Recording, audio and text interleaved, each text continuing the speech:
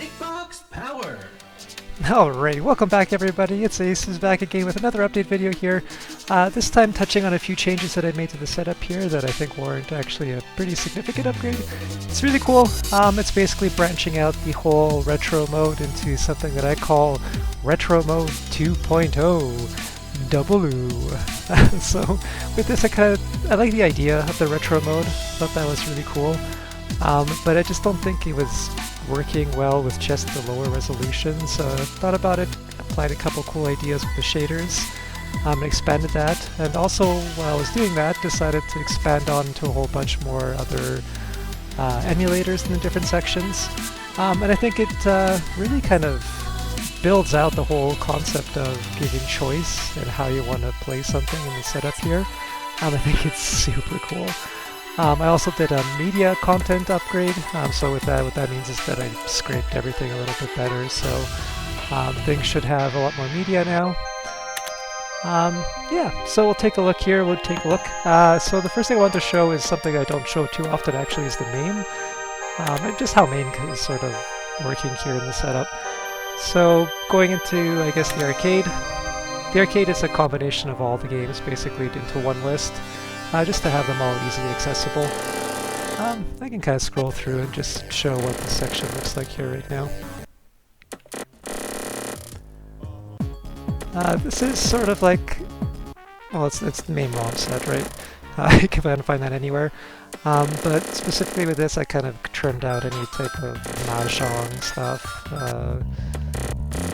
solitaire, I don't know, just like card games, things like that. And then just kind of tried to make sure it has like a good selection of everything. I think it's a pretty clean list. Also, again, with this section here, it has the proper banners if there's a good high quality banner available. If there isn't a good high quality banner available, it tries to grab some random fan art and a clear logo.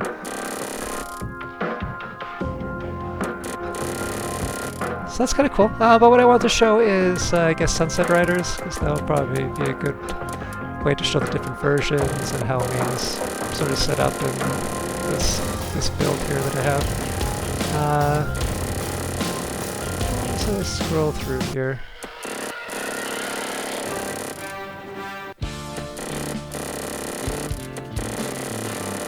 Oh, let's go down here to Sunset Riders. Oh, too far. Right, so with MAME, what we'll have here is a few options available to launch with. So first what we have is the retro mode, which is always usually available at the bottom, so you usually just press up and it'll be there to pick. What this will start applying is the same concept with the retro mode from my last video. It uses the script that I have available there, so feel free to grab it. This time it's going to be grabbing like the option file and a slang file. It's going to be swapping them in and out. So depending on the game and emulator, some sections had upscaling.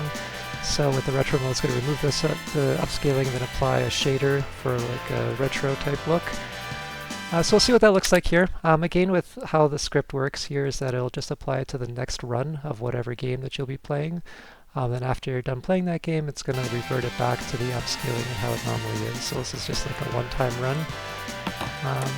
It's kind of cool, it gives you an option. And also now I have MAME set up here that I'll explain how that works after too, so you can run any of these games using MAME. First, X input is the default, so even if we just click play, you'll be going through Retroarch X input, which is the normal logic for most of the setup here, at least for the main older systems. So what we have here now is the CRT emulator. Basically this is like a slang, one of the generic, well yeah, I guess it's kind of not generic, but it comes with Retroarch. In the slang folder, I believe there is a CRT area, and then in the CRT area it has just a whole bunch of emulation settings you can apply. So this is one of the coolest ones that I found. I think it was something with Pixie in it, so if you look for that one, it should be the only one that really has it in there. I think it's super cool, it really captures the old school feel of the arcade. It really makes everything stand out so much better now that you can pick any game from the whole list here to apply this onto. I think that's super cool. Also with Retroarch, because keyboard is automatically working no matter which section you pick, the arcade panel works. So if I step up here, with the defaults, it's always going to be a 4-player default. So if there's a 4-player version of the game, you just mashing start, selecting things, you'll always play the 4-player version. So you'll have everything mapped out to the different sections here. But I love with the rolling scan lines. It really captures that stacked memory that I remember playing stuff like Sunset Riders.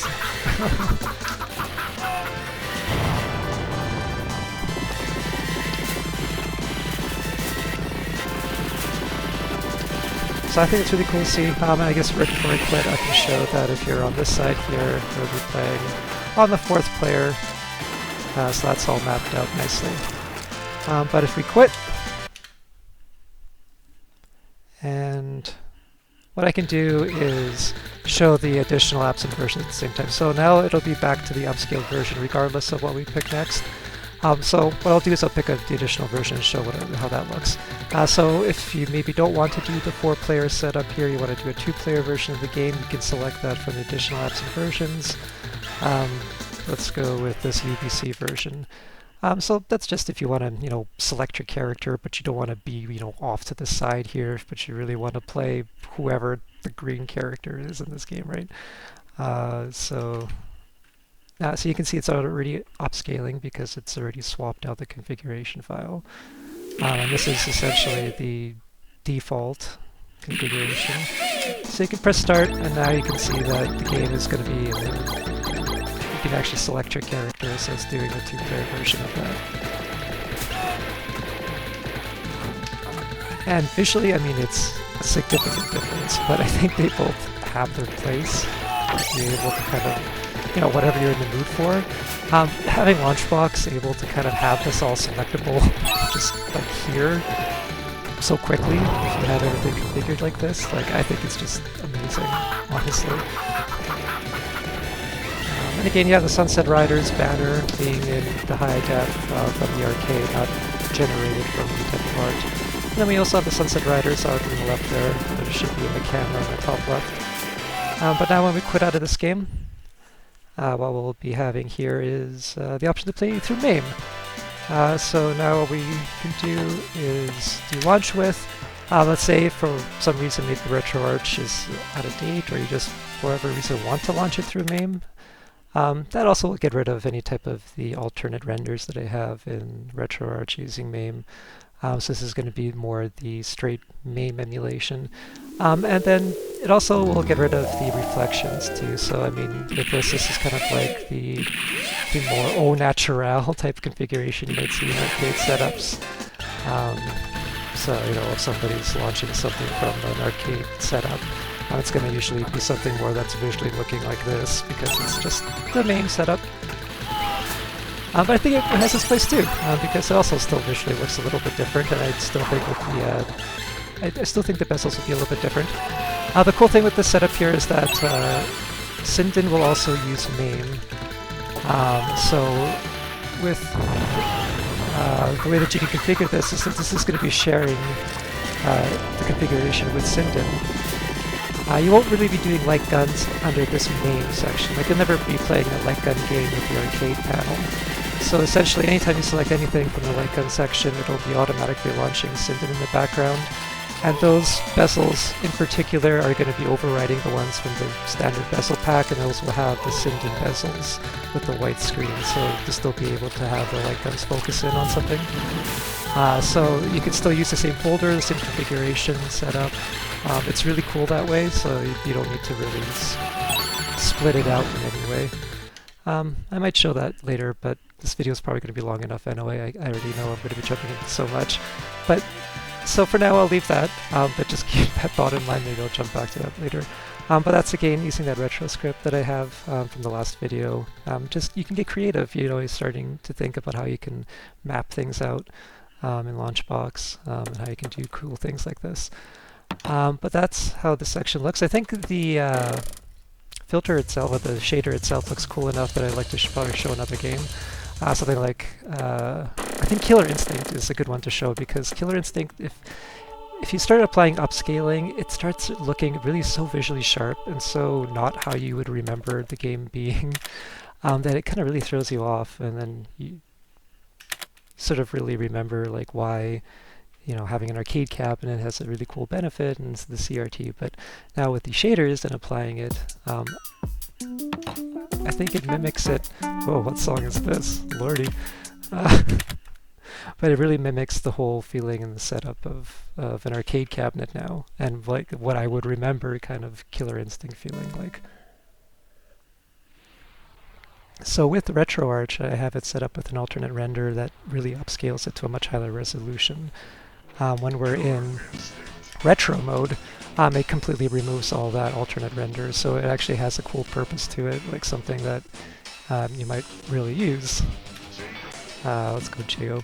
But like with this, it softens the graphics enough. It applies the rolling scan lines really well.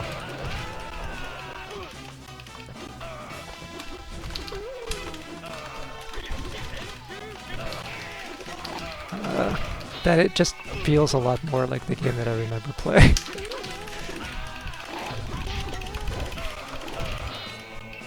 Not that I'm apparently any good at this game anymore either way, but I still think Jaguar was probably one of my favorites. I think I was a little bit easier to do Chief Thunder or like Saber Wolf.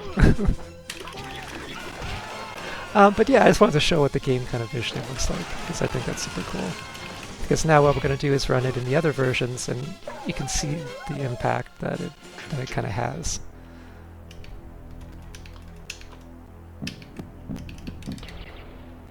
So now what we need to do is quit. Once we quit, it'll go ahead and again do the configuration swap, which I also explained in my last update video. So, I mean, we don't even have to, I guess, go back. We can just click play. But yeah, the visual difference that it'll be, I think, is pretty jarring.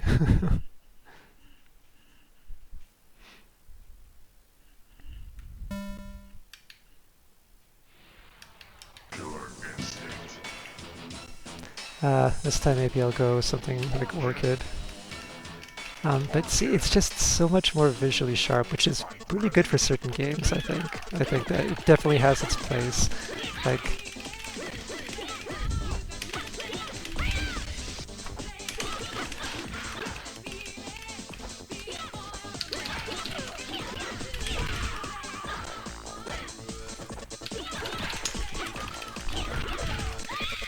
but this is just more to kind of see what it looks like and what I mean by it just really looking visually different and out of place if you have the upscaling for certain games.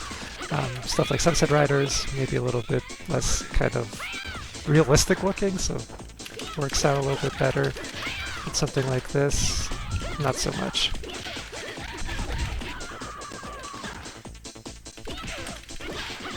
But yeah, so we can quit out of this here. And then we can take a quick look at MAME and we'll see what that looks like visually.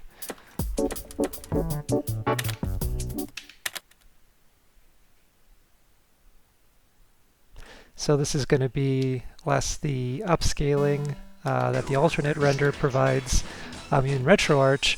So again, another way to kind of quickly interpret what you want your game to sort of look like, or what you want your game to sort of play like. You just jump in and out, right? Like I didn't really have to do anything. Whoops. Well, I guess I have to take a look at some of the bindings here. But like all you have to do is just jump in and out. Let's try that again, I guess. There we go. But yeah.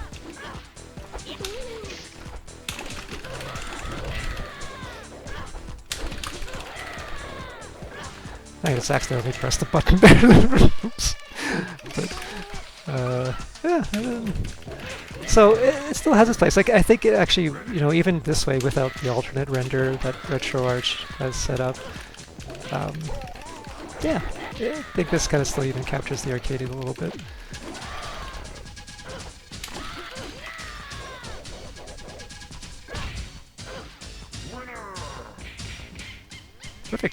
So with that here, we can probably move on to the next section that I wanted to show.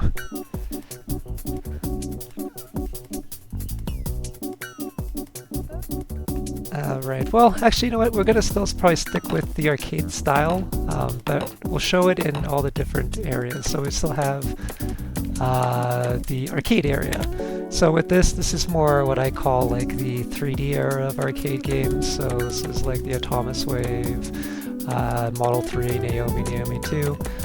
So what we'll do here is take a look at it in the Atomus Wave. I think a cool way to show the new retro 2.0 effect would be like Metal Slug, because I don't think I show that game too much here. Let's do additional apps, so we'll do the retro mode. Again, with this being in Retroarch, we can do this up on the arcade panel, so I might as well come back up here again. And then we should be able to just click play, because, well, I think with the Naomi section, or the Atomus Wave, Naomi 2, they're all just in Retroarch.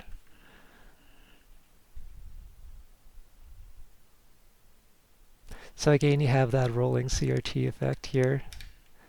I think it really lends a lot to the... Let's start off with easy. I'm a little baby, what can I say?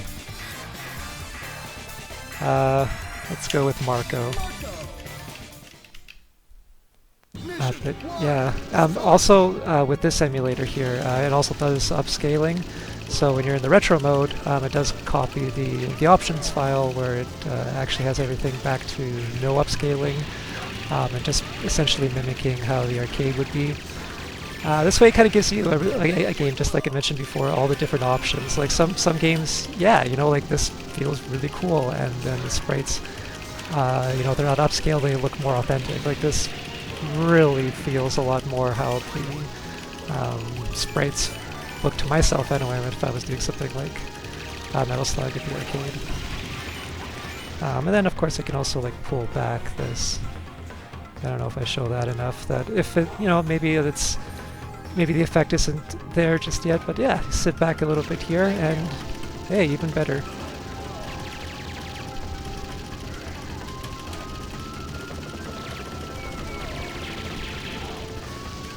So with that here, we'll quit out of this, and then again, it's going to be swapping out the configuration file. And yeah, well, I guess we can just probably hit play. We can see what it looks like upscaled. It should be right back into Retroarch. I don't think I have it set up in any other emulators. We'll double check after this, but see, now you can visually see what a game like this would look like, and why having, you know, like multiple types of configurations ready to go is super useful, depending on what sort of feel that you're trying to go for at the time. So here again, this is all upscaled in the emulator here that I like. But what I do tend to keep, and this is the same with any of the configurations, is the pixels and sprites to not have any type of, you know, I don't know what they're called exactly, like psi filtering or psi shaders applied to them to kind of give them that weird smear look. Like, I don't know. Personally, I just don't like that. It just looks not how I remember it, and it's just, yeah. I just love to see the original sprite work. And with all the games here, I'm pretty sure you can see with it being in English, having the blood, all of them should already have that configuration set up here, where they're always like, you know, set up to be in English, have, you know, the proper configuration set up for the blood and all that, and censored. Because yeah, Metal Slug actually tended to be censored a lot. So jumping out of that, we can take a look and see what it looks like in the other sections. I'm pretty sure with this it doesn't yet. So we can see Naomi. I think Marvel vs. Capcom 2 would be really cool to show here, because this is going to be like the most, like, I guess, authentic arcade experience of Marvel vs. Capcom. because it should have everything unlocked here already, so the NVRAM has all the characters and all that done, especially with the retro mode applying the CRT filter. Again, these are just the slang filters from Retroarch. Let's just go ahead and hit play. It just really, yeah, it just hits so different.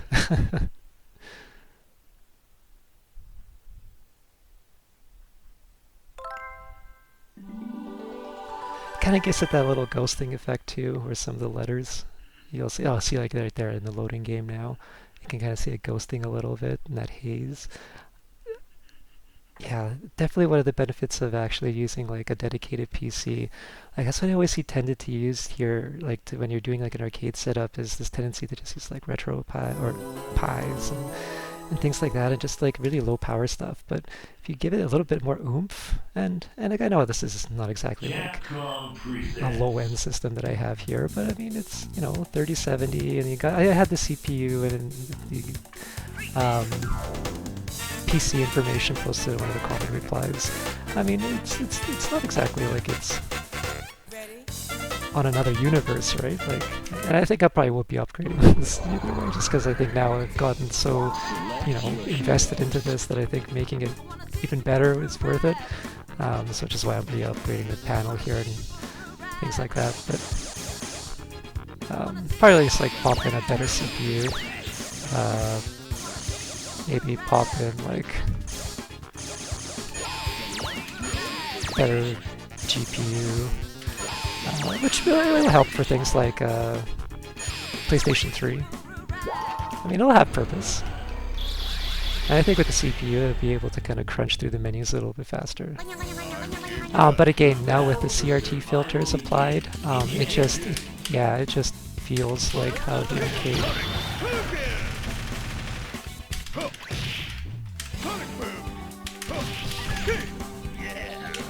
Please, you got this such a small character, just get off the screen.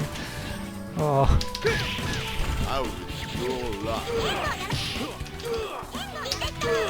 Your job. Oh, this is so frustrating. Please just get out of here. Oh, thank the Lord. Okay. But yeah, see, it definitely feels a lot more like the arcade would.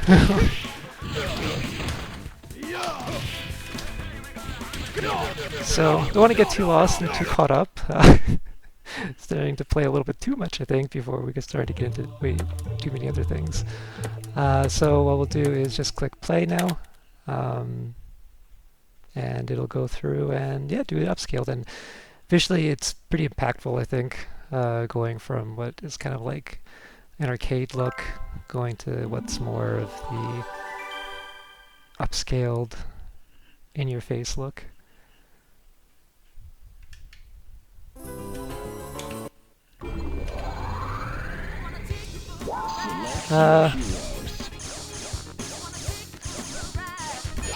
But either way, let's just start going through a couple of these.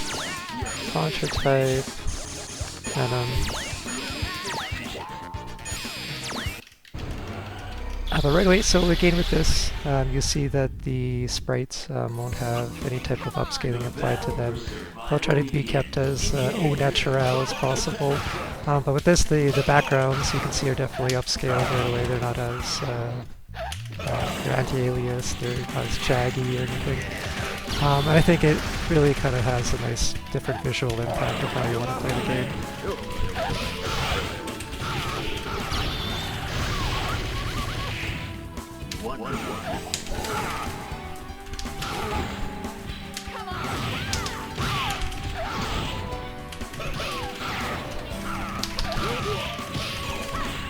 But yeah, that'll be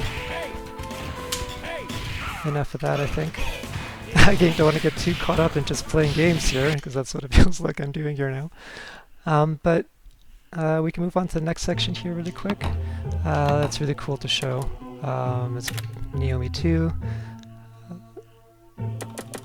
Let's do, Virtua Fighter 4. I mean, that's pretty cool. Let's do the retro mode.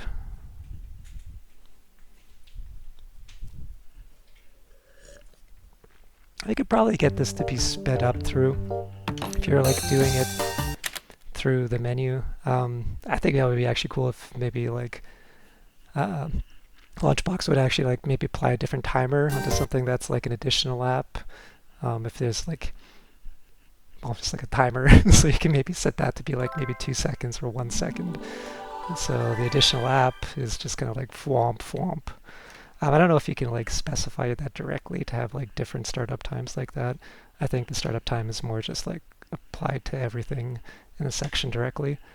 But yeah, I don't know. Sure, let's go AOA.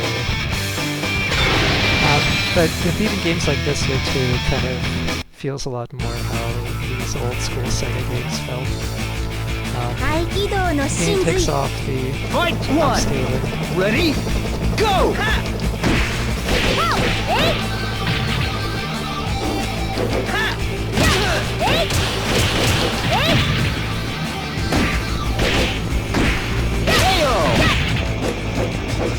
Well, I think it's going to be pretty straightforward. I mean, it's Virtua Fighter, right? So. Ready? Go!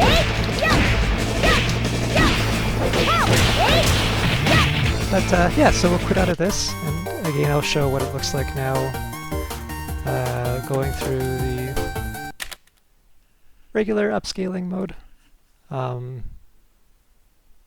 Definitely makes the polygonals much more pronounced.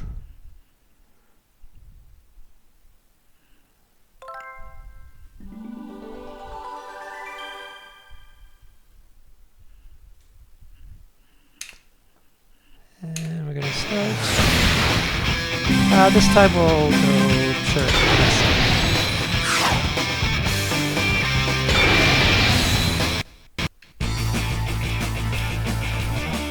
Fight one! Ready? Go! The game looks super sharp now. It's a lot different, that's for sure.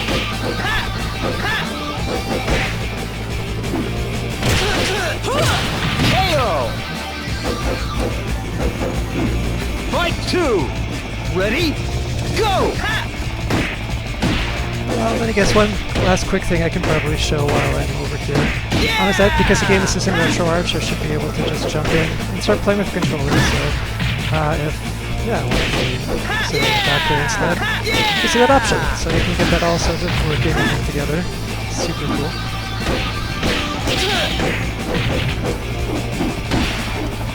Yeah, but then we can quit out of that here, and we can start moving on to the other sections here because there's still quite a lot more to show, I think.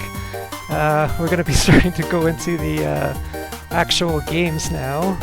By that I mean like the Super Nintendo consoles and stuff like that. So let's back out of this. Let's change the song. We can keep kind of cruising through. So again, everything in the background here is going to be in the menus. It's going to be playing stuff from OC Remix. I think there's like a 4,500 song playlist or something in the background. And then once they're actually in the games and the sections, it goes ahead and it has a game-specific song. It'll play that. Jeez, whatever remix that was for. So we'll jump into the Super Nintendo section. We'll see what the Retromode 2.0 sort of looks like that here for. Because in the last sections there, I was always focusing on like the 3D systems because that's, you know, for back then what I was thinking Retromode would be like take off the upscaling. And I was like, well, I don't even know where you could do that for the Super Nintendo. But now I think you can apply a cool shader. That's what we're going to be doing here. We're going to jump into the MSU1 just to, I guess, show like a cooler game too. Plus we can take a look and just see what the section looks like as we're just kind of scrolling through. So if it scrolls over like a, even like a, I don't know if it's a translated game, but like a fan game like this, it'll still have like the box art that you can see. Even had the cart art there. If it's going over like a Japanese game, it'll have the Japanese art and the Japanese carts.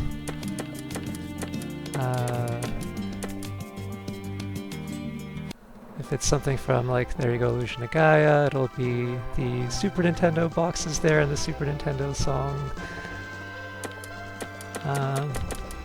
Yeah, that's actually super cool. And you can hear the music kind of changing through. Some of the ones, like if they're a custom game like this, you Parallel Worlds will have the Parallel Worlds box. It'll have the banner kind of being generated for it. Yeah, it even has the cart. That's kind of cool. AVGN versus Ganon. Yeah, cool. It even has the clear logo on the box art. That is super neat.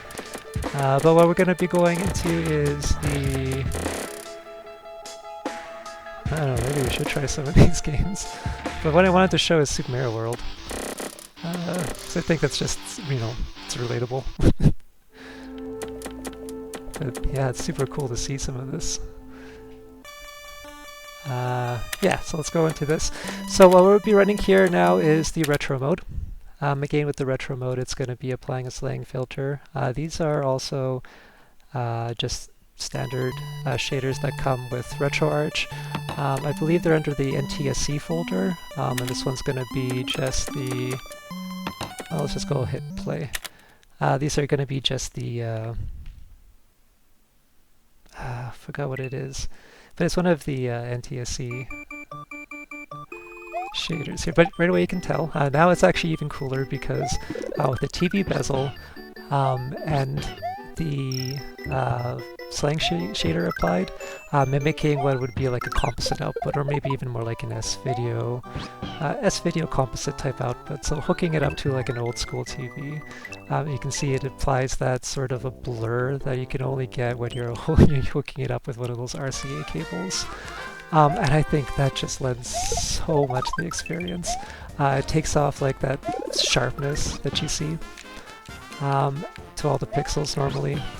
And with the way the setup is, you can apply it to any game here. So like, I was trying the MSU section here, so to add the CD soundtrack here. That's what you're hearing in the background, that this is, the original Super Mario World, but with the CD soundtrack. You can apply it, if you want to. So you can use it to any of the sections, which is super cool. That's what that looks like, and then as soon as we quit out of this, so that's what the retro mode is now for any of the old systems, and I'll be showing that in a bunch of the old systems. Kind of what it looks like, because I think it's just really cool to have that visual impact and kind of like jump back and forth between like what, like an upscale looks like compared to like what it would look like on your TV. And having the TV bezel, yeah, it just feels more like you're having a TV there again, like just really kind of pulls you into the whole thing. But if it, doesn't float your boat for whatever reason, you can just go ahead and jump into the upscaled way. Again, LaunchBox giving you that super cool ability to do that is super cool.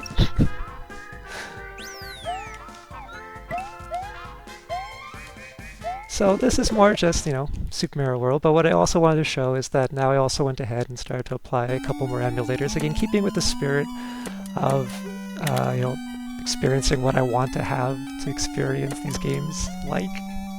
That made sense, I think. Like, more options, if something doesn't emulate properly, well, okay, we can take a look at Mesen and see what Mesen looks like and what that'll be. And then what this will be like here, well, looks like here it probably didn't just hop into full screen right away. Yeah, so sometimes Mesen does that, it's such a weird one. So what we can do is now you'll see that's in full screen, but then this way it's not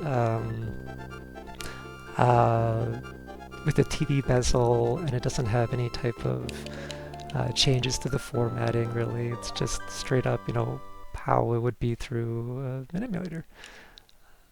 But, you might prefer this because it definitely, like, the pixels look a lot sharper, right? Even compared to the Retroarch. So I think it kind of it warrants it being included in the setup here. Because yeah, maybe you maybe this is what you'll like to have as an experience for Mario.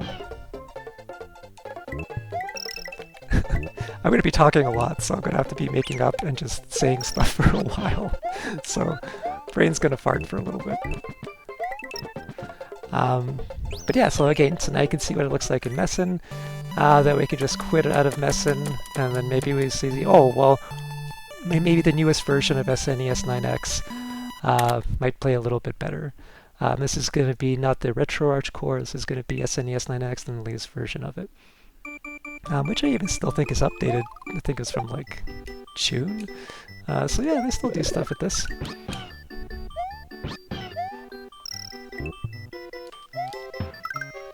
And then with this, oh, looks like I probably have the 8-bit DOS set up in SNES 9X, so we'll see how this sort of works. Oh, maybe we probably just need to restart it here in SNES 9X, but we'll see if that will fix that. Probably will. Probably will. Yeah, so now I'm using the 8-bit DOS Pro 2.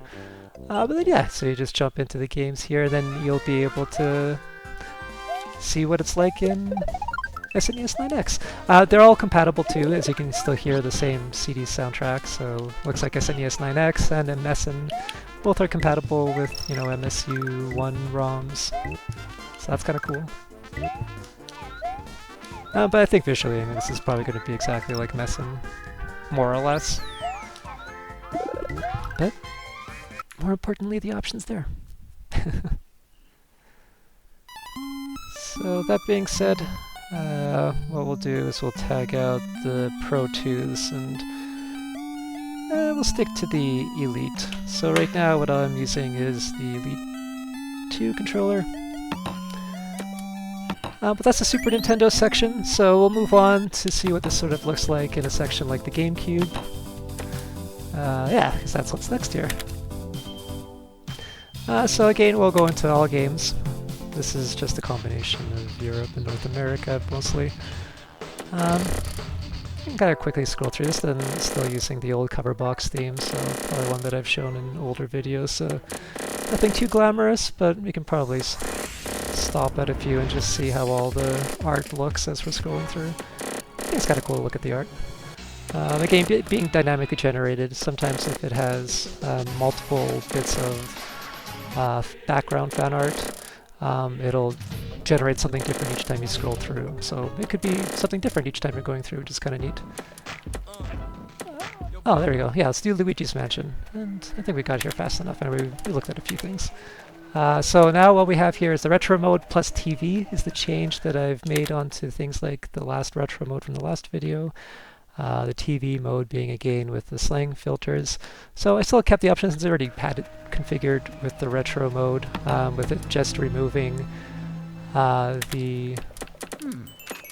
Actually, you know what? I'm going to show the real GameCube joystick too. So with it still keeping like the non-slang TV filter applied, but no upscaling, it might serve its purpose and it's already set up, so I decided to still keep that. But now we have it plus TV mode, and the plus TV mode adds the slang TV shader on top, which kind of gives it that cool retro feel. So what we'll do here with the GameCube is kind of show the GameCube joystick works too while we're here, just because I think that's just really cool and really nifty to see, and just kind of makes the video at least a little bit more interesting, because again, this is probably going to be another long one. Let's have something cool in every section. So what we do there is we go into the command station, we plug in the GameCube controller, and then what we'll do is we'll go into Retroarch GameCube. I think I ran the Retro TV mode already. I guess we'll find out in a moment. And then we launch the GameCube. So that'll be grabbing the GameCube controller.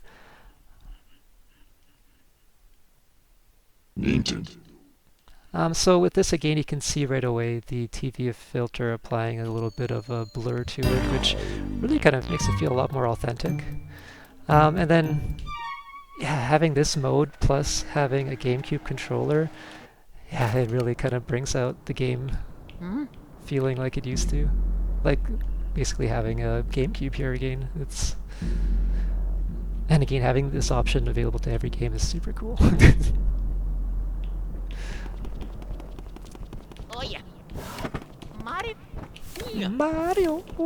Mario. Mario. Mario. But yeah, so just kind of scrolling through. Mario.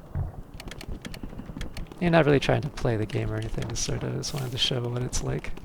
And it's all mapped out like it would be on a GameCube too, so. Mario. And then what we'll do here is what we can do is quit. And I'll still show it using the GameCube controller, but you'll see that it'll be in upscaled mode now. Yeah, I guess just launching it in the same section here should do it. And what I can do is show it again, since options are a big thing about the setup and the build that I have here, how it works in Dolphin, because that'll be visually another way to experience the game. But yeah, now we can see it's all upscaled, and definitely it's a little bit different. The core in Retroarch isn't the greatest. By that I mean I still think it has more bugs than Dolphin straight up would. Not that it has too many issues, as you can see it's pretty good, but I think I just saw in that intro there Luigi looked a little bit winky wonky. Mario. But another reason why you might want to, you know, use Dolphin, and a reason why it's in the setup here, and the way it is. But here you also have the Retroarch filters too. Which actually, if I was just playing it, you know, in Retroarch, just the Dolphin core in it would still visually look different than this. But that's, I think, enough of this. Neat. Moving on though, and then we can see what it looks like in Dolphin.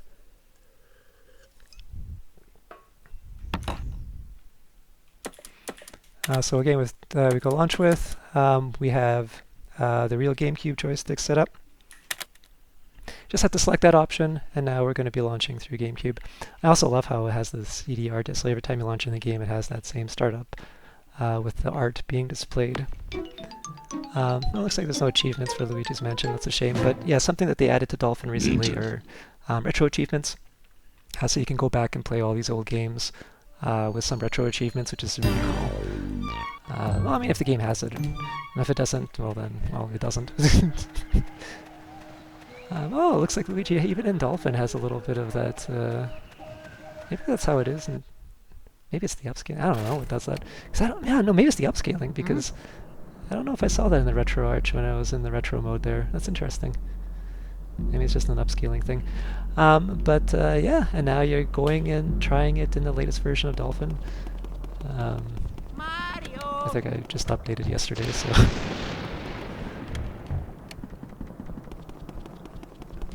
But yeah, this one's definitely no shaders or anything like that, so it'll just be more how the game is. But again, still controlling it with the Mario. GameCube controller back here.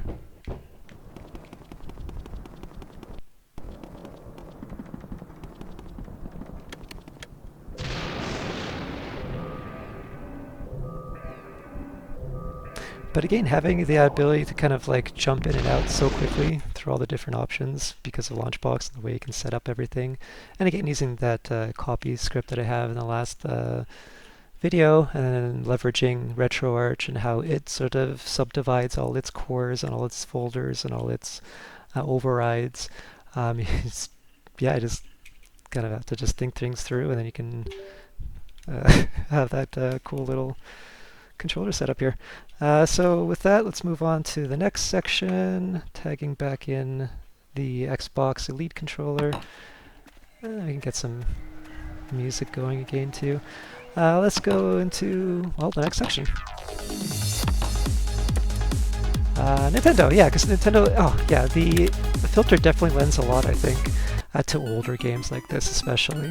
I think it visually looks a lot different than even like the Super Nintendo and stuff like that, because just the old school pixels, they just lend themselves to have that visual blur look to them.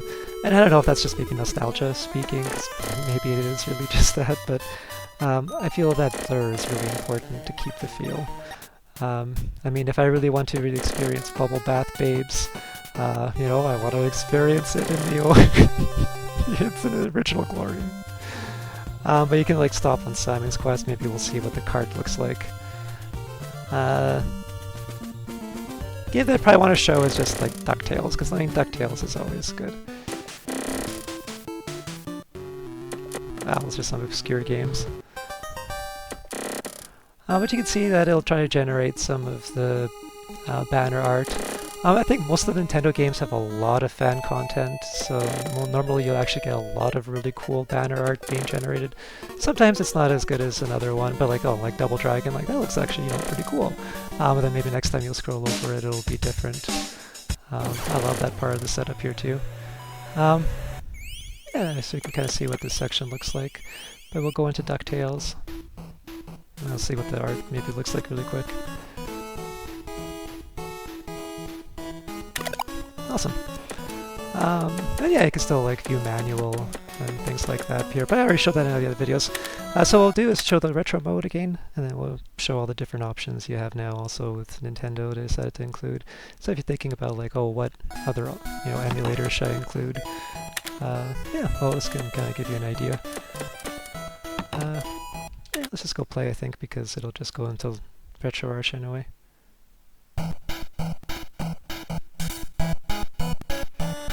So yeah, this definitely feels a lot more like I remember how a Nintendo would look. Maybe we'll try Transylvania.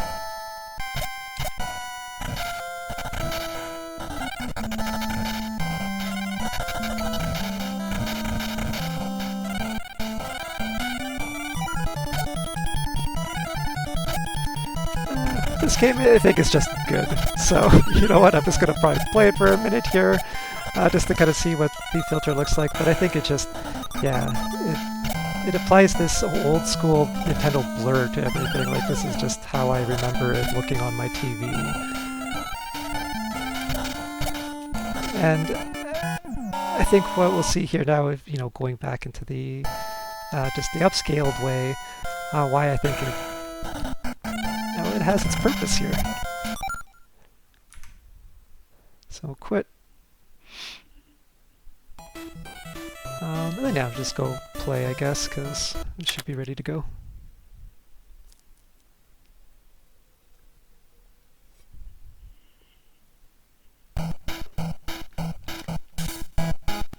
Definitely looks good. Yeah, might as well do the same level, I think, jumping around. I think it'll be just cool to kind of visually compare the two. It's the same stage.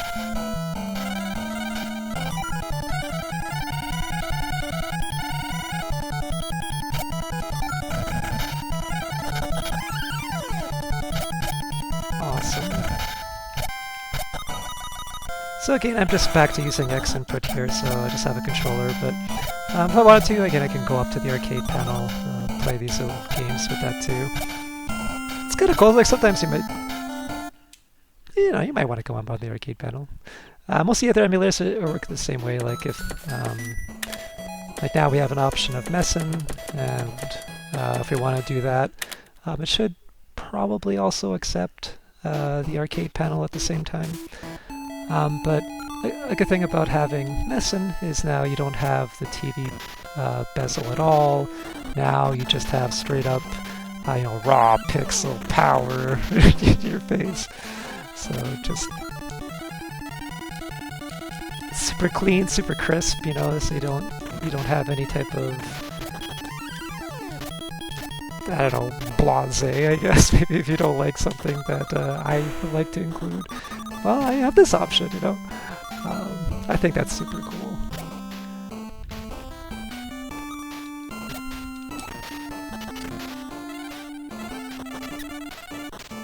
I just love stressing choice. I think that's just super cool. Oh, I guess I didn't show the arcade panel if it worked or not, but whatever. We already showed enough here stuff. So let's move on to the next section. Let's see what we can do.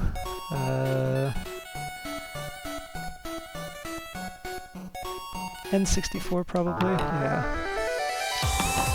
So what we'll do is, I think Starfox? We'll take a look at that, but we'll scroll through. Oh, one thing, now that I scraped the data a little bit better, now 1080 Snowboarding actually has a video, which was driving me crazy, actually. Yeah, so it should be a lot better in that sense, if nothing else. Cyber Tiger. Wow, I didn't even know that existed. I wonder if that was like a prototype.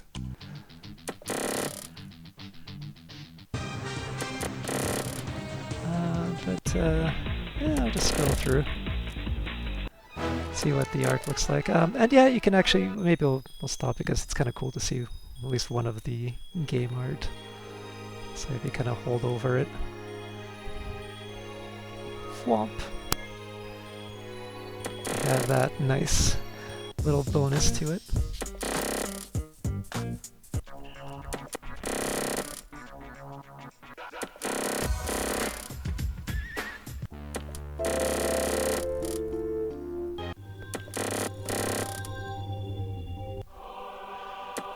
But yeah, well, there we go. We'll see Starfox 64.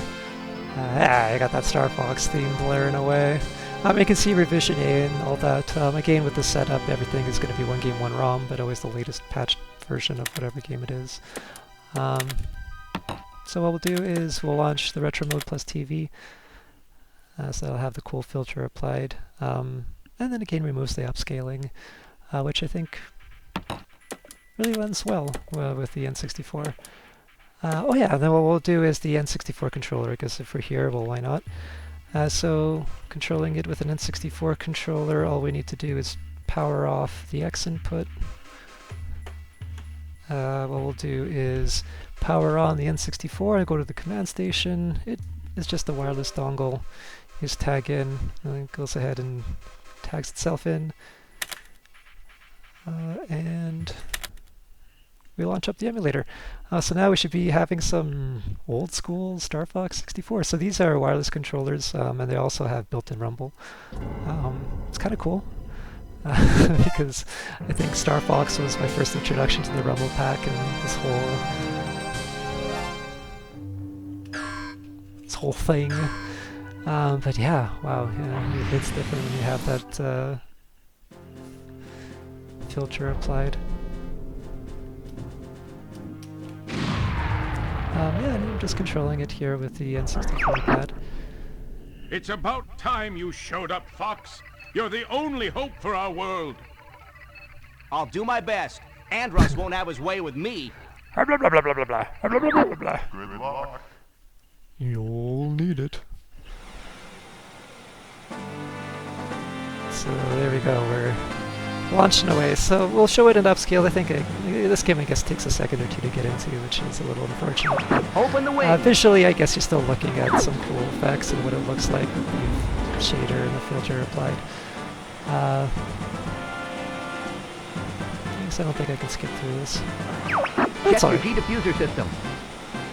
I'm busy checking my G diffuser system. Falco here. I'm fine. Thanks, Falco. Your input is warranted. All systems go. Peppy here. I'm okay. You sure, buddy? Alright, you can say so. I see him up ahead. Let's rock and roll.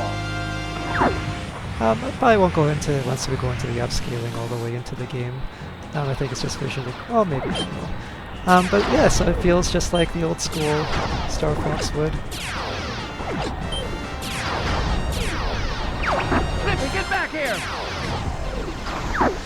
And you can press the double tap to watch C out. to barrel Don't be on your roll. tail. I mean, that is just, that unlocks a core memory. Double tapping the C button and then 64 to barrel roll. Like, yeah.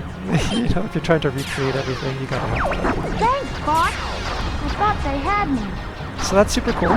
Then again, if we quit out of this, oh, maybe if I got to a save point, I could have just jumped into the gameplay quickly. But yeah, since we're still in the N64, we should be able to just click run. Have everything all set up back to upscaling.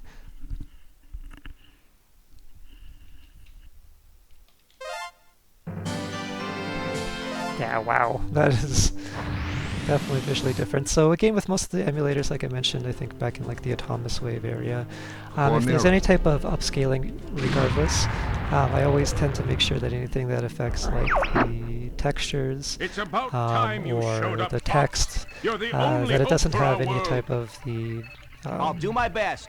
Andros pixel won't have his filters. way with me. So again, I don't know if I'm pronouncing them right or if I'm calling them correctly, but like the 2x size, just anything that they're usually like high quality filters sometimes. I think it just detracts a little bit too much. Open the wing. I like to have it visually have that oomph, but the memory of the textures, or the Check your G diffuser system. You don't want to be too overwhelmed with too many differences.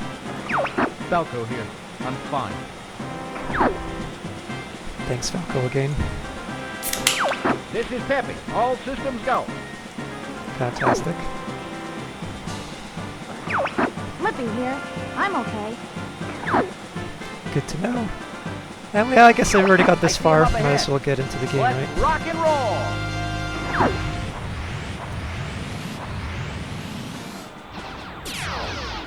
Again, super cool. You're able to go ahead and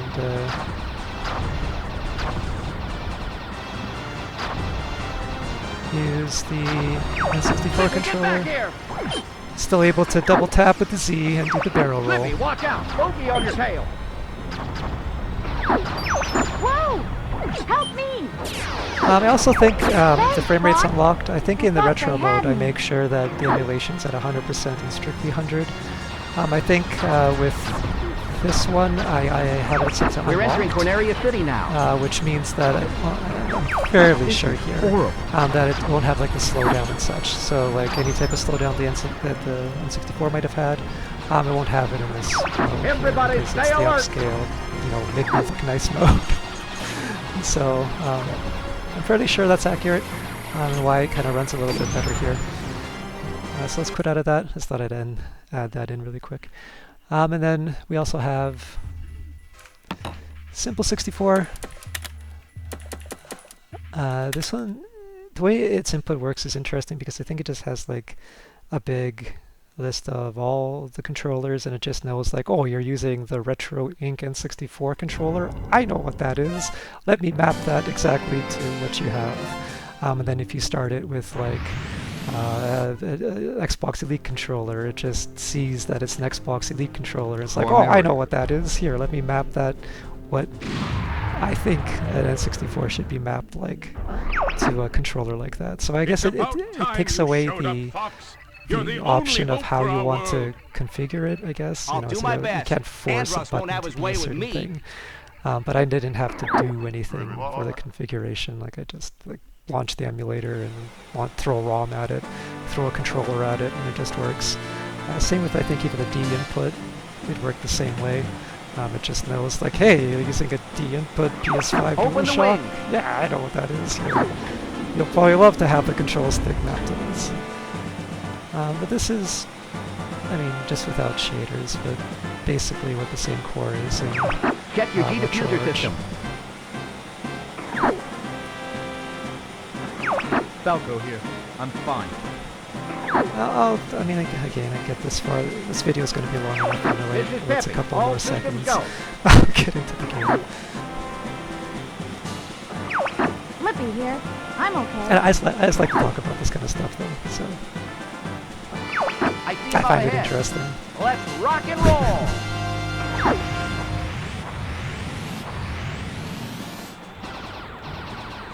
Then yeah. I mean, that's the whole point of this whole setup here, is I find it interesting. So I have to keep exploring it. So. But yeah. Flippy, get back here! Looks super sharp. Flippy, watch I out. think in this Bogey on your emulator I tail. also have it unlocked because I mean, it's already upscaled. At what point do you really have to have it to emulate it at 100% speed? I thought they had me. But yeah. That's this section here, so we'll quit out of this. Again, the whole point and what I try to stress in this setup is options and ease of use. As you can see, I still haven't jumped out of into another menu really or anything. I haven't had to well, I guess a little, maybe once. I'll tab. I'll fix that emulator later for Mesen, but it's super simple. So moving out of this, let's go on to the next section. What should we do next? TurboGrafx 16. I think that'll probably be next. Yeah, let's combine these two. Let's show one of these because I think it's still interesting. because again, these old school games just look really cool with the composite, well I call it the composite filter, but well, I guess I can sort of show what this theme looks like with the boxes. It creates a lot of cool banner art too, I guess is really cool to show, because these old school games usually have a lot of fan art, a lot of stuff online that's been collected, so some of it looks generic, some of it looks really cool, honestly, and it should always change. But let's do Splatterhouse, because I think that's just one of the cooler games to show. This is Splatterhouse! Okay, not like Splatterhouse. Oh, I still have the TurboGrafx CD cards. I love how I still remember that damn system. Those damn cards. Sure, we'll just launch it this way. But if you click play, it'll launch it through this Retroarch X input default method regardless. But it's Splatterhouse, baby! See, like the blur on like an intro screen like this. Yeah, it just feels right. That was a long intro screen too of just that house. But yeah, it's Splatterhouse. I think this is probably one of the biggest games I remember when TurboGrafx 16 was around that I would always read in the magazines. Well, I guess it was out on the Genesis too. I think I used to always rent Splatterhouse from, well, for myself it was at the local supermarket. I think it was the Save on Foods here essentially, and they had like a video rental aisle. And yeah, I would just rent a whole bunch of Super Nintendo games there. Good times, Genesis games. But yeah, so this is the TurboGrafx 16, what it looks like. I think it's kind of cool to just really quickly show. Probably not as long as the other sections. But we can do launch with now. 2x input, I guess I could have just launched it again. But what it looks like upscaled really quick. And then Mesen. And you can have that option too. I won't go into all the old sections. Like this is set up in every section now. Like the Sega Master System is set up. I don't think I'll probably show the Master System. Like the ColecoVision and Television, Atari 7800. It has that, you know, retro filter applied. But at some point, this video would just go on for a little bit too long. Bookmarks will help. That's what they're there for, right? Bookmarks. They save everything. But this, there we go. That's what it looks like in this. And then we can quickly show what it looks like in Mesen.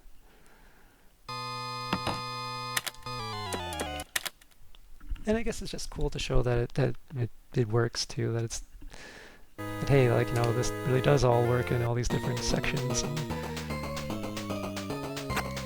you know, when I say trust me, bro, you know, you can trust me, bro. That something's set up correctly. If I show enough of this.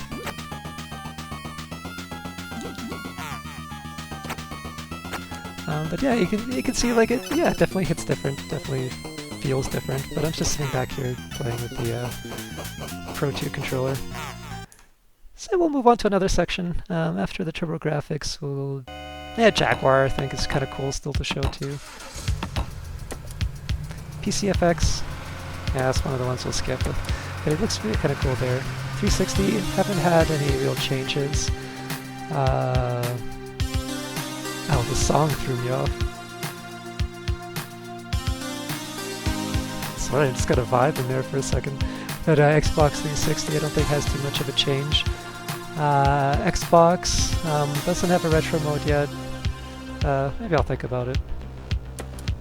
Try to do something in the emulator. And this is what I mean by these sections are all set up correctly, but we don't really need to go into them too much. Then we'll go into the Jaguar. I guess you can kind of quickly see the art for all the different areas, but not too visually interesting. But what we'll do is the one game that's really cool to see is Aliens vs. Predator, I think.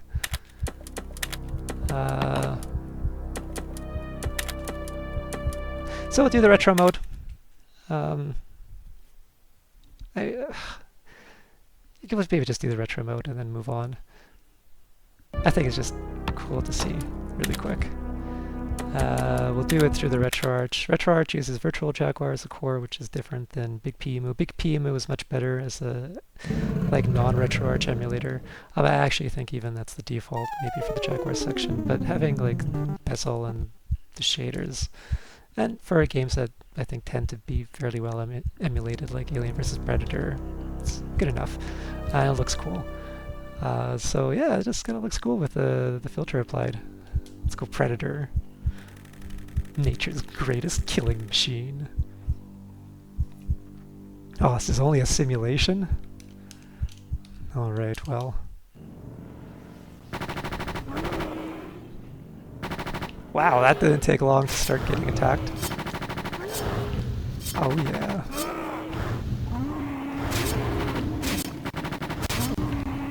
Just a hunting machine, unstoppable force of nature. Your ducking animation has no effect on me. But with the composite filter, I think it really kind of lends that old school Jaguar feel. And I'm just back here playing with the M30, or not the M30 Pro 2. Cool. So we'll quit out of this.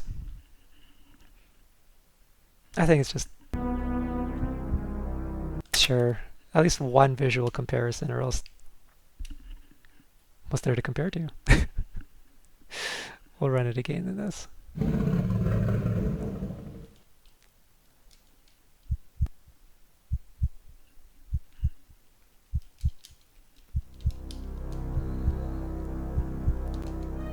Yes, yes, yes.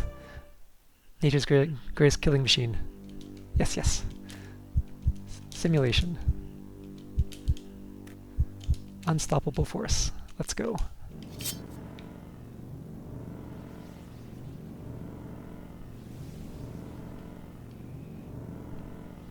Yeah. I guess now there's no soldiers. I love how the game will just spawn them all right when you launch, or will just not spawn any. And maybe they'll give them a grenade launcher like this guy apparently must have. Which is no comparison to the power of my punch. But cool. I won't even show Big PEMU. Let's move on. It's cool. It's cool. You can do 3DO, I think looks kind of cool too, because it's one of the more retro, but not too retro sections. And I think one of the coolest things that the 3DO had, I think, is Super Street Fighter 2 Turbo, which a lot of people forget is, I think, the best version, or his home version of Super Street Fighter 2 Turbo. I think it's kind of one of the big things that the system had going for itself. Like one of the big attractions to it.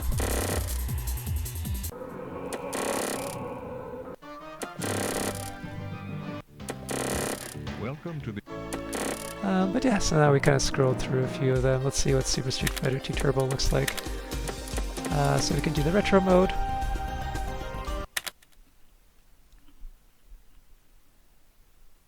It's so visually interesting to see the 3DO disc art. The 3DO boxes, I love the... I wonder if the 3D model captures... Oh yeah, it does. That is so cool. I was about to say like the actual like 3DO boxes were like this weird shape like this. That's really cool. But what we'll do is launch with X input.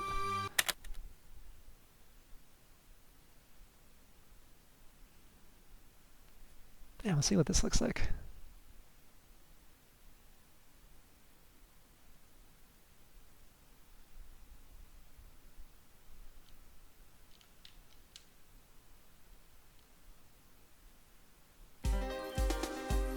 Oh, right away, that soundtrack. From what I recall, I think it was sort of...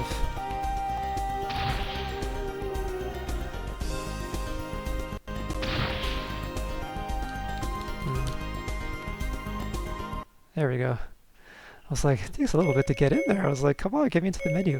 But I think they actually created the soundtrack for this, like specifically for this version, and that's what also made it like super unique. Like, something about the soundtrack like was never really featured. England, and too many other versions. Oh, it even just lets you configure it. Light punch, medium punch, hard punch, light kick, medium kick, hard kick. Oh, cool. So at least that kind of makes things a little bit simpler. Well, if I actually saved it. Hard punch, light kick, medium kick, hard kick. There we go. Oh, well, wasn't that convenient? But yeah, this actually... Oh wow. Does feel super responsive too. Yeah, just back here playing with the Pro 2.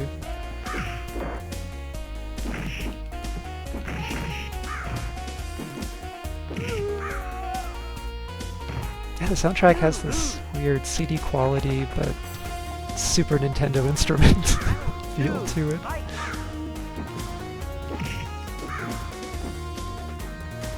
But we can quit out of that, and we'll see what it looks like through the regular upscaling, I suppose, since we're already here. I think Opera might be like an external like a completely not Retroarch emulator also that probably is kept up to date. I might look into like adding Citra as like, or I think Opera this is. Yeah, maybe it's Opera. Maybe adding Opera as like a separate emulator for this too might be interesting, just in case the Retroarch core isn't really up to date. But yeah, we can take a look and see what it looks like upscaled now.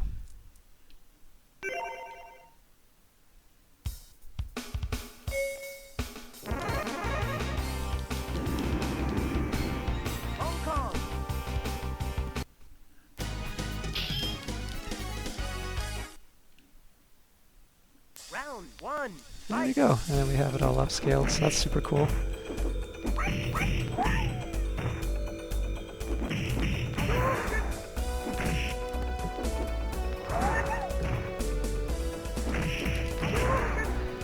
Awesome. Yeah, the music. It's pretty good. So I thought that was kind of cool to show, because that's just one of the cooler games on the 3DO. Moving on to now, I think probably one of the cooler sections. Well, not PS3 because it doesn't really have any changes other than like media and content updates. But PS2, what we'll do is also tag in a D-input controller, because you gotta do the Sony controllers if you're going to be in the Sony section. So we're just going to tag out the 2X input controllers. I'm going to tag in the D input. Then we're going to go into the PS2 section. We'll probably browse through a couple of the games here, but we'll launch into like Silent Hill 3 this time.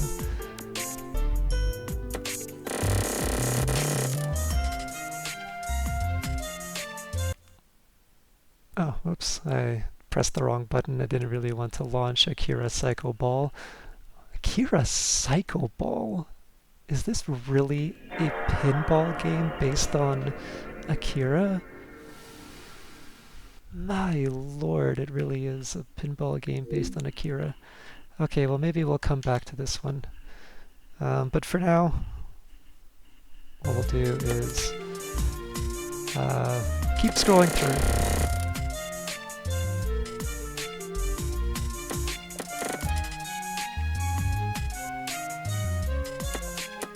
Or let's just go straight to Silent Hill. This section, I think PlayStation 2 has like 2,000 menus. Like it's just too much to scroll through even to just go through the menus. These look like they're the same name, but they're all different Digital Devil Saga games too. Alright, so Silent Hill 3. Let's go ahead and give it a go. So we select it. Now what we have is the retro mode plus TV. So again, giving it that cool slang shader that I mentioned. I definitely think it's one of the cooler games to show with this filter applied. So we still have the PCSX2 as another option that would be able to select, and I can show that after. But for now we're going to be sticking to the D input. Because, yeah, I mean, if you're in the PlayStation section, you definitely wouldn't want to use a PlayStation controller.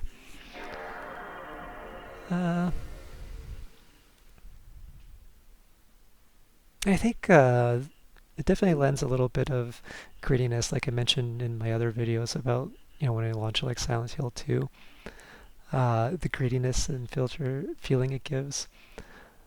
So Silent Hill 3 takes a little bit to load when you're in the first menu here. I think it's just how the game was.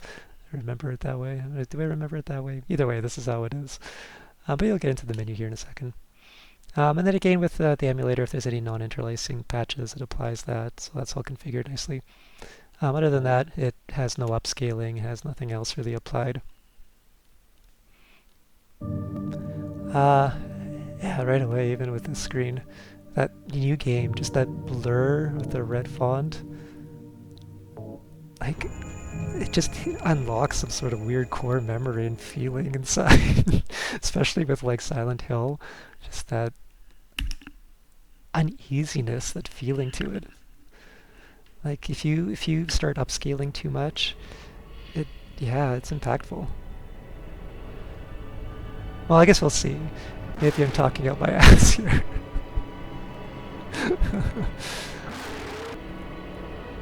But I think even like this introduction is like, yeah, the gritty feel to it, like whatever the hell that is.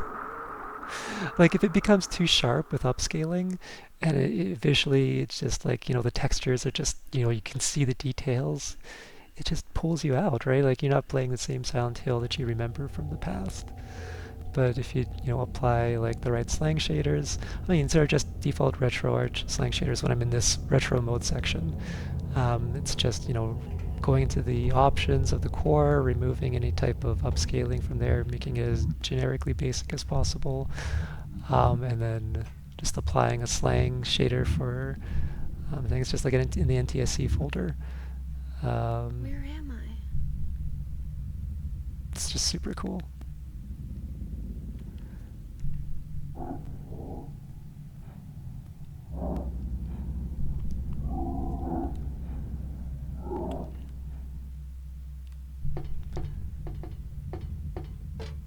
Yeah, we can quickly see what this game's like. I'll probably just get into like one section and then jump into another emulator. But yeah, it's super cool being able to use the dual shocks for this here. I think that's the biggest thing that, especially a lot of setups and a lot of things that you might see focus on, like X input. And X input is going to be the Xbox controllers, which is great. I mean, they're great controllers. There's nothing wrong with them. But like if you're trying to mimic a PlayStation experience and just how it feels. I think having like a D input option means a lot. Like I said, I also grab like the PS4 sticks, the PS3 sticks, whatever's like Bluetooth, whatever I want the controller feel like, really. But yeah, let's move on to another section here. Well, the same game, but launched with upscaling and see what that looks like. So next time we launch it here, we're still on D input, so really should have just ran the configuration swap and put it back to the upscaling mode.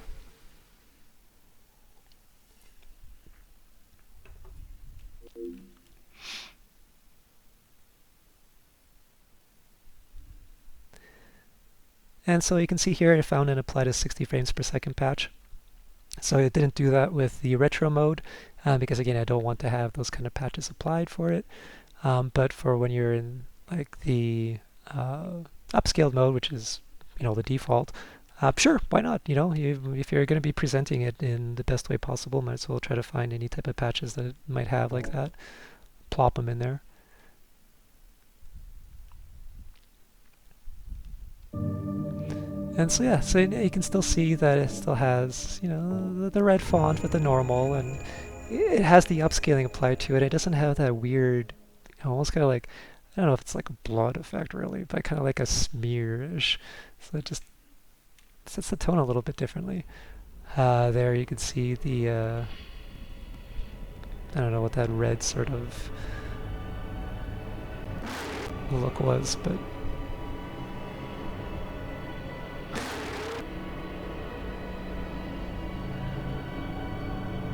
so you can see like with the carousel, it's more in focus.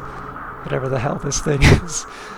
Well, actually, it does a pretty cool job of it still being blurred, but you still see too much of the detail. And I think like with the carousel, like it was really in focus and didn't have that like dithering look to it, which I did on purpose, I guess, in this setting because I took out dithering. But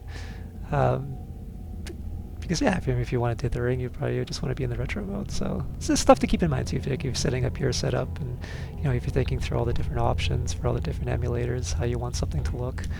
If you're looking for upscaling, try to focus on upscaling options, right?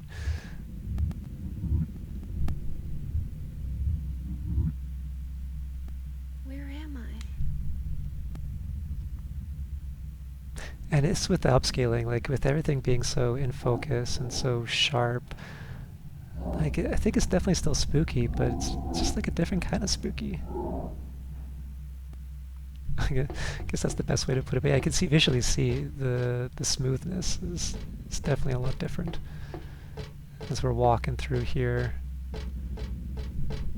I think it's really cool to see. So, like the emulator has that option here to be able to apply these type of patches automatically that it finds.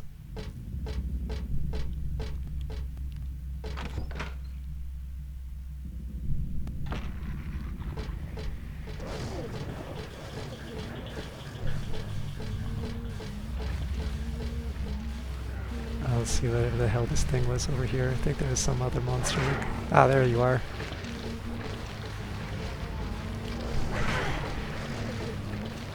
Ah, there you are.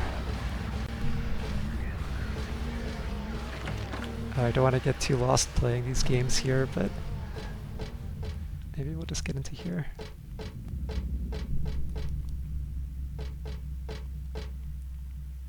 Yeah.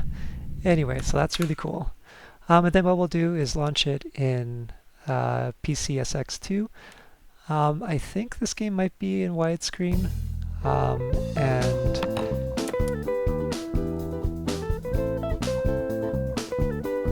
wow. This song, sorry, that was just a really cool song. So what we're going to do is PCSX2. I think this another reason why this is cool to have in the setup is because now you'll have another way to experience the game. So what we saw there was 4x3, you have the retro mode, but now if you include PCSX, you can have that to be widescreen. I'm pretty sure this is going to be a widescreen game. I guess we'll find out. I didn't actually even catch if one of the pop-ups were indicating something about widescreen patches. Oh, maybe it is, because yeah, the Sandhill 3 is in the bottom right, and it looks like that's going to be more of in like a stretched area. So it gives you another way to experience the game here, where it's like, hey, well, maybe you want to take a look and have it be, presented in a really cool widescreen without it being stretched, which is the bigger thing. Like, it's not just the 4x3 blown out to be 16:9. It's going to be an actual 16:9 properly formatted image. Yeah, it is widescreen. Very cool. Reminds me of that very, very cool meme.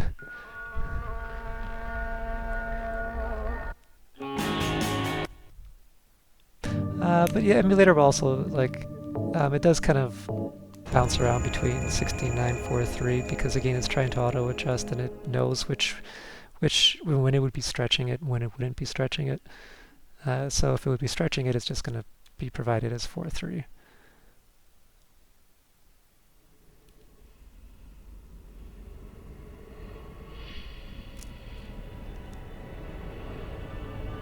But this is the latest version of PCSX2, so you're going to have all the latest bells and whistles too, which is really cool.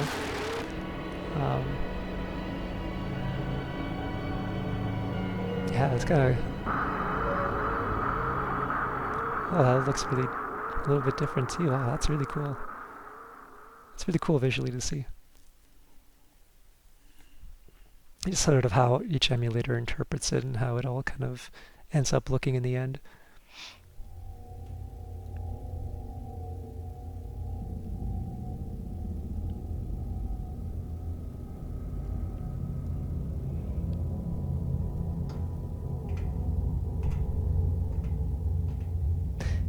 Even the lighting feels like it hits different. Like it's some sort of like a brighter white. It's kind of neat.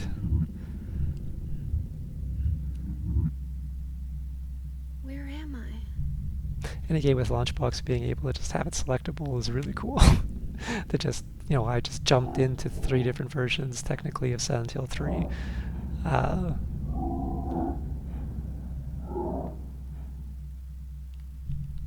just think that's really cool. I'll try to do the same sort of walking methods that I did in the other section here. But yeah. Looks like with this we can probably see a little bit more visually. It looks like it's a little bit brighter, which is kind of cool. Well, maybe not brighter necessarily, but maybe it's just because it's widescreen. It's just sort of like, well, you can see more, so it must be brighter.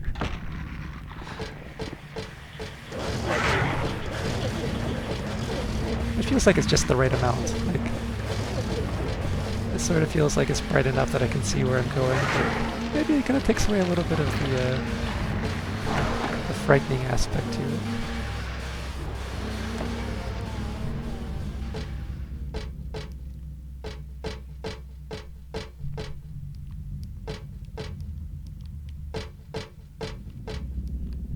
Yeah, super cool. So again, still using the DualShock back here. So let's quit out of that. Let's move on to the next section. Let's see what we'll go into. PS1. Yeah, so with PS1, it's kind of cool to show because I think with a game like PaRappa the Rappa, you can visually see like the differences in emulators and why it's good to have options. Well, maybe we'll scroll through a few, but the PlayStation's another one of those sections where it just has like so many games that scrolling through the menu is just a little bit of an undertaking.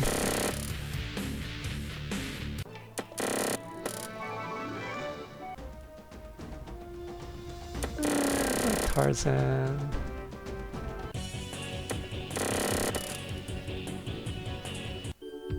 Alright, so what we'll do here is go straight to PaRappa the Rappa.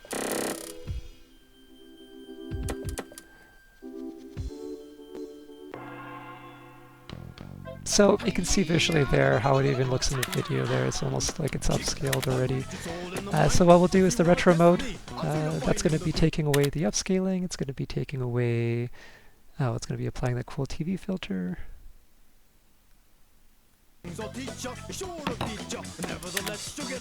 So first we'll start off with Retroarch D input.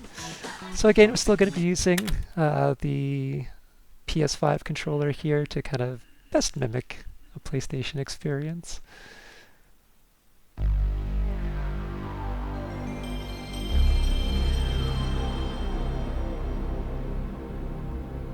Gotta have the boot logo. I mean, that's a core memory.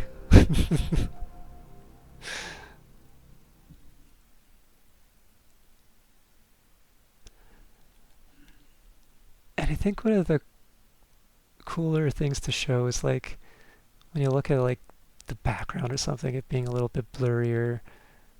I think it really impacts things a lot.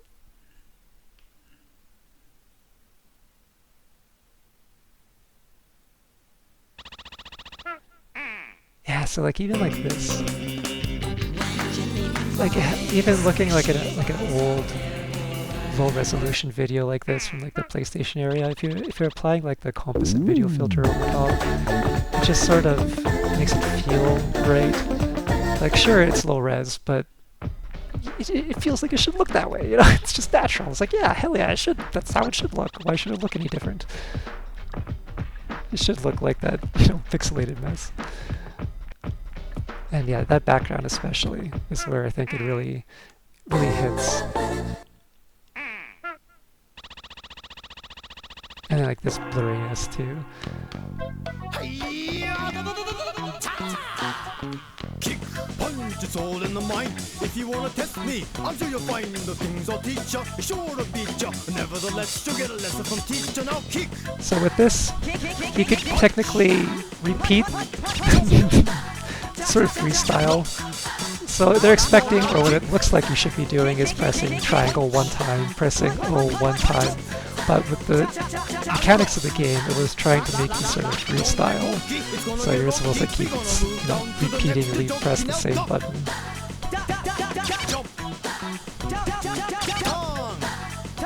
Later on it gets a little bit more difficult where you're supposed to be like mixing in like triangles and stuff. But what I want to show more is just visually what the game looks like. And then what we can jump into is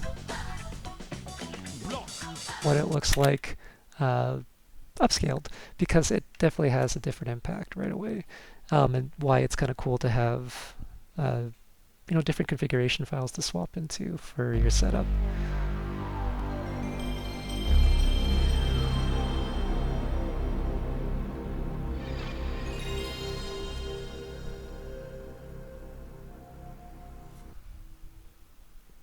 But yeah, maybe we'll try to jump into the menu here a little bit faster.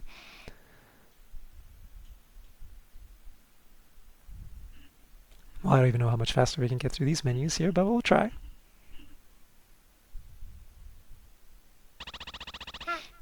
See, right away you can see that the menu looks a lot sharper.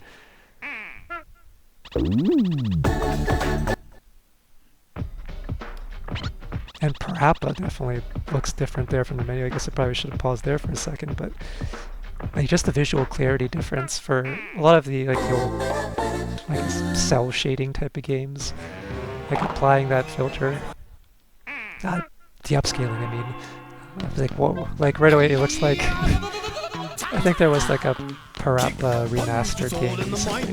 This kind of looks like it, basically. And again, stressing with when I do the configurations, that when you're doing the upscaling, I tend to keep any type of the text looking as authentic, and, well, air quote, low resolution as possible, which is why it still kind of has that cool PlayStation movie feeling, but just a little bit more new age. It's gonna get rocky. We're gonna move down to the next jockey now. Duck. Duck. Oh, lyrical genius. But yeah, so that's this game. So now what we'll do quickly is show it in Swanstation to show it even more visually impactful. Doing it again in the input. I love the CD art starting up there. And with Swanstation, it also has the retro achievements, so you still have that logged in and doing its thing. Without the shaders applied from Retroarch, it definitely does look a little different too.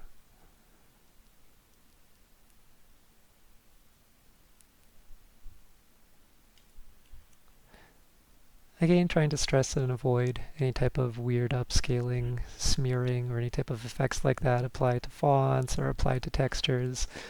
Trying to keep it as authentic as possible for that. I think with this it mostly looks about the same here until we maybe get into the... Oh yeah, there's PaRappa. Super smoothed out.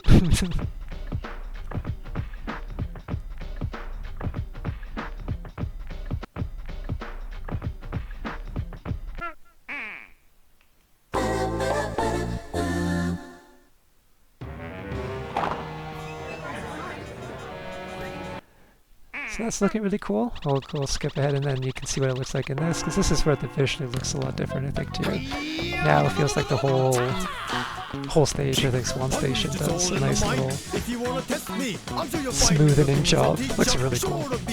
Nevertheless, you get a lesson from teacher. Now kick.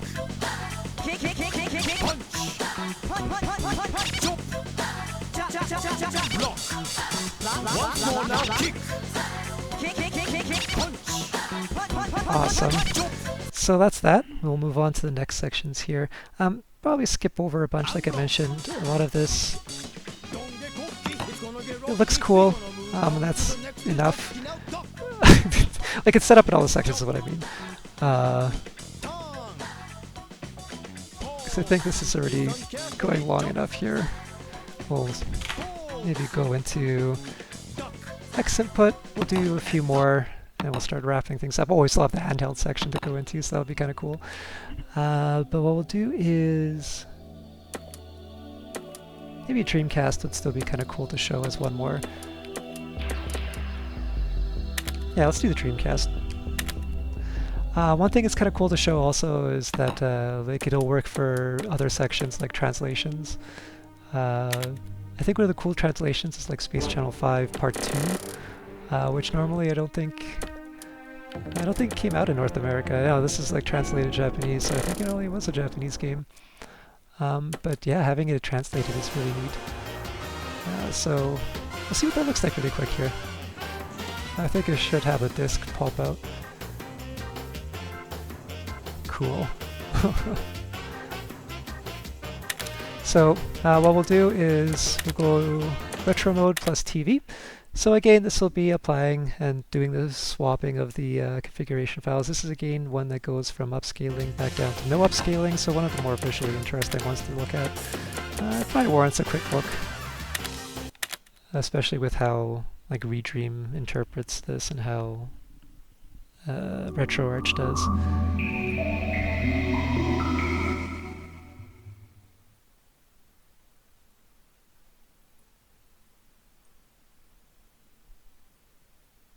Also, it's kind of cool because you also have retro achievements for also a translated game, so that's super cool.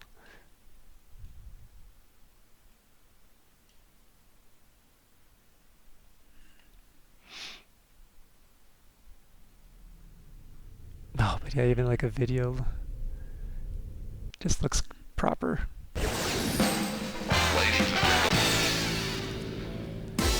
So here we go. We'll take a look and see what this looks like. Let's try a one-player game. You can see it's all translated really nicely. Doesn't look like there's any type of Japanese anywhere. That's really cool.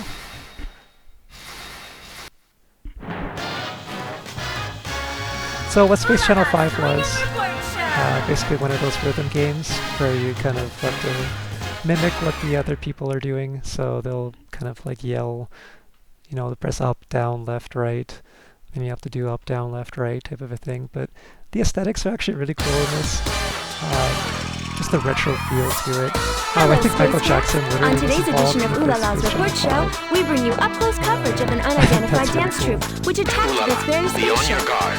Roger. Huh? A curious man just ahead. The groove's getting us! Rich people dancing silly. Watch me bust some moves and copy me with no mistakes. Yeah, so these are the culprits. They're going to start yelling directions when you run out of hearts. Whether you like it or not, dance battle! Get down! Up! Up! Up!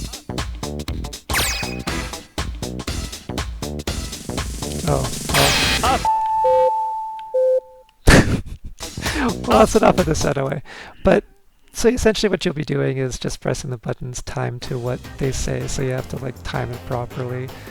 But we can launch it again here, now it would be in upscaled mode.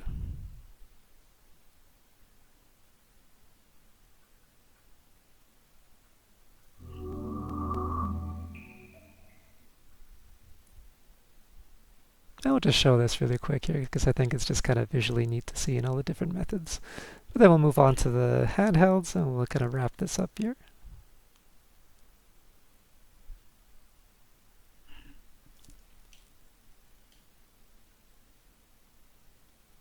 So literally you can tell with the menus it visually looks a lot more impactful. That's really cool.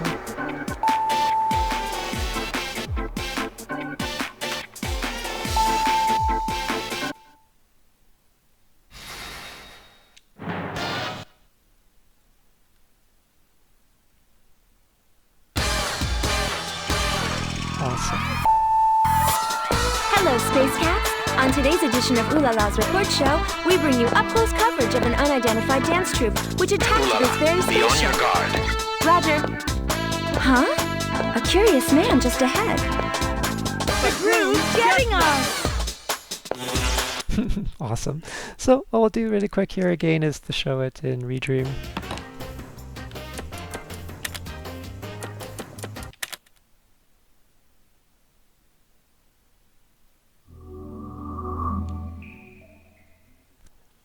Redream, I think, won't be in 16:9 unless the game itself tries to push it, which I don't think there's too many, if any, really.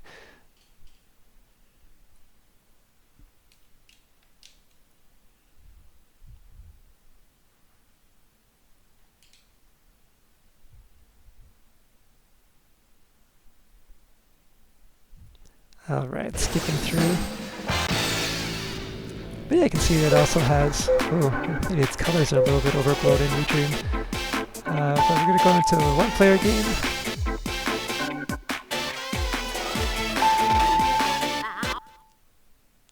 I think in Retroarch it uses Flycast as the core. So yeah, these are going to be two completely different... Well, I guess they would be two different experiences. Not that this is doing any type of a poor job at all, but just a different type of experience. So the reason why having multiple emulators is kind of helpful. Hello, Space Cats! On today's edition of Ooh La La's Report Show, we bring you up-close coverage of an unidentified dance troupe which attacked this very spaceship. Be on your guard. Roger. Huh? A curious man just ahead. The crew's getting us! I think that's super cool. So what we'll do here is we'll quit out of that, because I just wanted to show that how it visually looks in all the different emulators and that you can apply it to something like a different section, like the translations. I think, again, that's just really cool to show. I think we're going to probably just jump into the handheld sections now before end up losing my voice entirely. Holy. What can I say? I like to do just one long videos to get things out the door here. It's fun. So what we're going to do is jump into maybe start off with Game Boy, because I think there's just a few here that I set up, but it's mostly like the old school ones. We'll start off with Game Boy. Maybe we'll show like Mega Man. Kind of scroll through and see what the menu looks like though while we're here.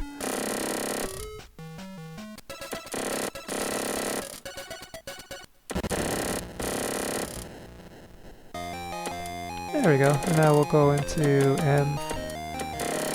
we'll do like Mega Man 3. Yeah. So with this one here, its retro mode is essentially, well, the way I envisioned the whole handheld area is to mimic the screen itself, what it would look like. So now if we go through X input of Retroarch, it's going to be launching it with the cool Game Boy filter. So its retro mode is making it look like the old, yeah, see like the old green, because it definitely wasn't black and white, the old school Game Boy. It was more like this sort of a palette.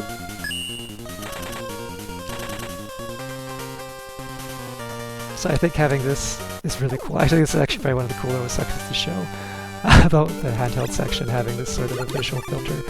Again, these are just regular Slang shaders that get applied with Retroarch if you download the Slang shader pack. I think there's like a handheld folder.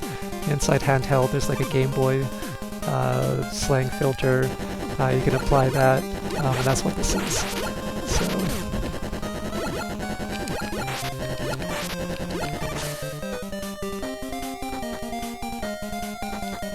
I think it's absolutely playable, like having it thrown up on a big screen like this, even though it's like a Game Boy, you would think it wouldn't look too good. No, I think this is actually really cool.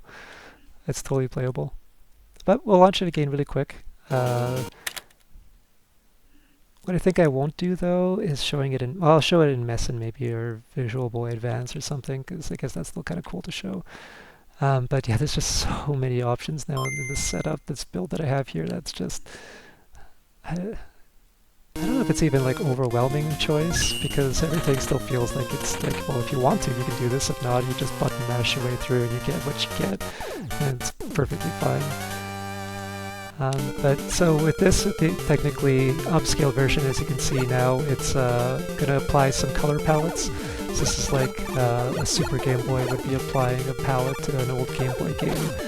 I think that kind of makes sense for the upscaled version to make it a little bit different. And it looks pretty well, as you can see. Mega Man's blue. I mean, what more can you really ask for? Mega Man has applied a blue palette. Perfect.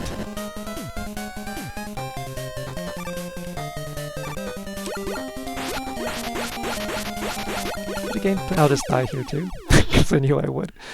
And then we can quit out of that, and then jump into the next emulator really quick, just to show that it's set up and working too, and that you can do this.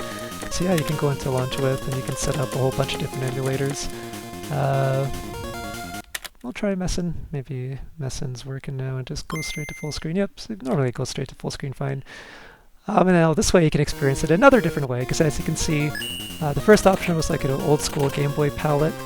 The second option was with the Game Boy Color palette with the Upscaled, and then if you pick one of the other options, the same is applicable for Virtua Boy Advance that you saw in the menu there.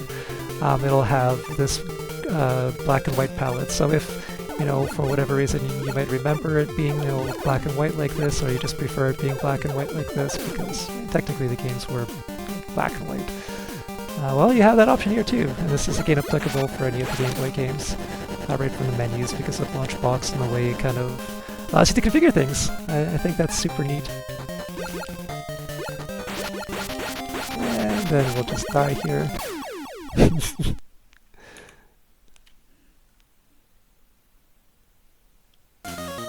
And again, I also have a Visual Boy Advance, but you get the idea there.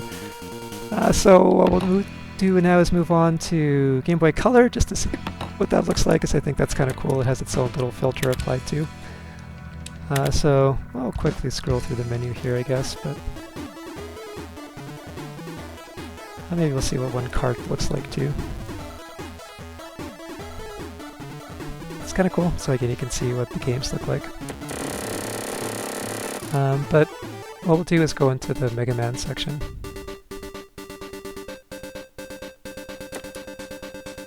Yeah, I think this video is so long I'm gonna have to label it less an update and more like another deep dive or something, because man, I had to cut out so much. I think I was planning on talking about a lot more, and I'm just like, holy Christ. There's just so much more to talk about this whole setup too. Like there's just so much more in this build that I don't even dabble into.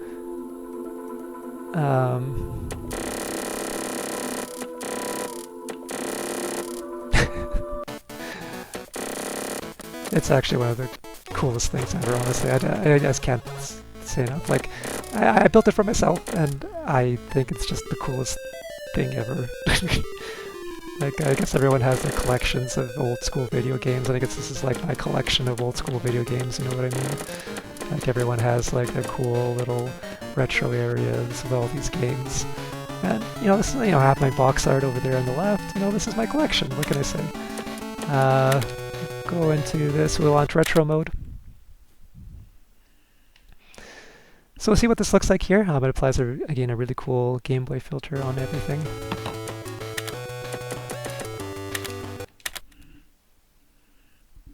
A little bit different than how the Game Boy one was, because again the Game Boy applies that monotone color scheme on it. With the Game Boy Color, it just sort of applies this pixel blur effect. Again, another one of these slang shaders that are available. Defaulted in Retroarch if you download the shaders for it. This is actually kind of cool, this Game Boy game, because I think this, like, it just feels a lot smoother. Like, they did a pretty good job with just how it feels when you're in the game.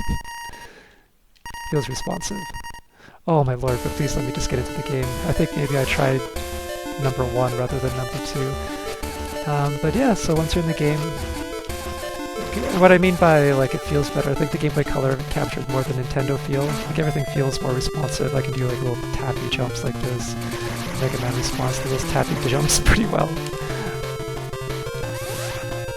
And then the LCD effect still applies a little bit of a blur, so as you're kind of going through stuff, it still blurs the screen a little. I think that's super cool.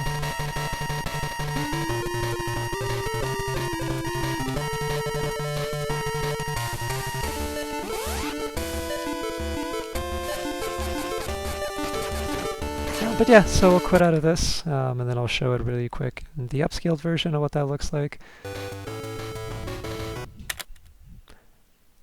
Again, these config swaps that I do here are more when you have your ROM sets finalized and you're not going to be adding more, because then you might forget to add on like the configuration swaps to a game. And if you don't, I mean, just remember that every time you add a game to make sure you add in configuration swaps. But yeah, visually you can see it's definitely a lot different when you don't have the shader applied. This way it just more looks like a Nintendo game would. Or, yeah, I guess like a Nintendo game.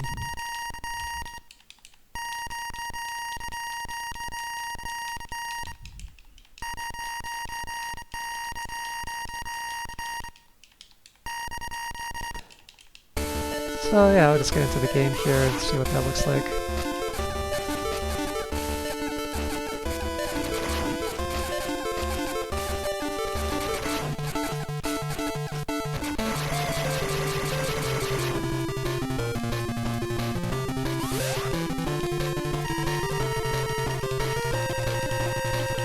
Yeah, I guess that kind of gets the idea out of what that looks like.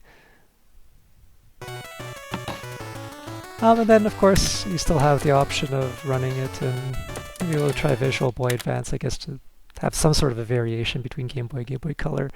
Really quick, just to show something a little different, I guess. I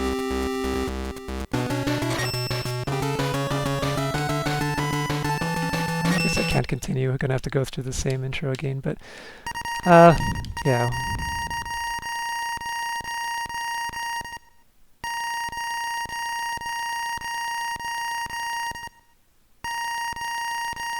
Oh god, this screeching.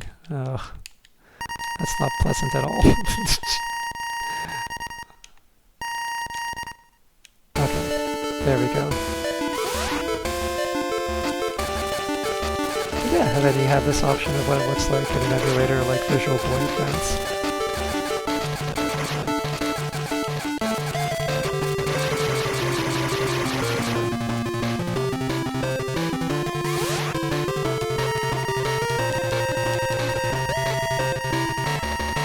Yeah, super cool. Kind of gets the idea across. And the last one we'll do, I did one for the PSP also, but I think now I'm just really running out of energy, I think, too. This has been going on.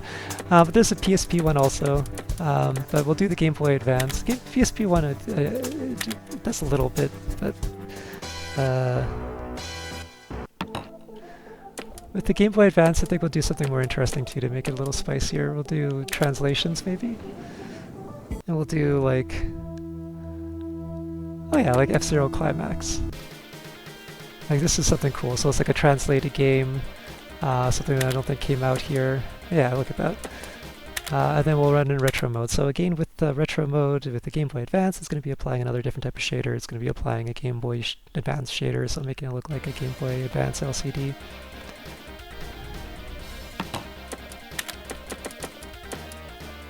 Yeah, well, we'll do X input. Yeah, I don't even think I stopped at all during this video. I think it's just been non-stop from when I started to now. I don't think there's any cuts or anything, so whew. Let's go. Yeah, it also shows you how solid the whole LaunchBox system is. Doesn't really run into too much of an issue, you know? Like, here I am, like, going through all these different emulators, all these different ROMs, all these different controllers, all these different configuration files, all these, like, EXEs being run, files being swapped, and it's just chugging along, you know? Like, I never had to, like, Alt-Tab, run another third-party program, complain about something not working properly, at least too much. Anything that probably came up in this video I can just, you know, look into and fix after, I'm sure. But I don't even think much came up out of this. So, I think this was a super cool game. It definitely has like an F-Zero feeling, but you know, visually, like even the cars and stuff, they don't look like F-Zero, right? Like it's got that 3D aspect to it.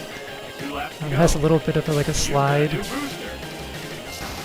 can hear that kind of shoosh sound. It's kind of like the F-Zero L and R skidding sliding. But yeah, fully translated it looks like too, I think was one of the big things about this. So you can experience a cool game that never came out here. That's, you know, it's pretty fun. And really doesn't look bad at all when you apply the shaders and stuff. I think even when we're going to not apply the shaders, it'll look just as good. But we'll see what this looks like here.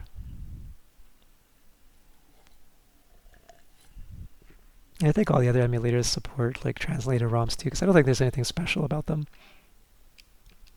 other than they have their translation applied. F-Zero Climax. Select your mode. But yeah, so this you can see, I mean, visually the clarity comes out a lot more. So. depends on how you want to experience it, you know? If you feel like you want to experience it like the old Game Boy would, you're able to do that too.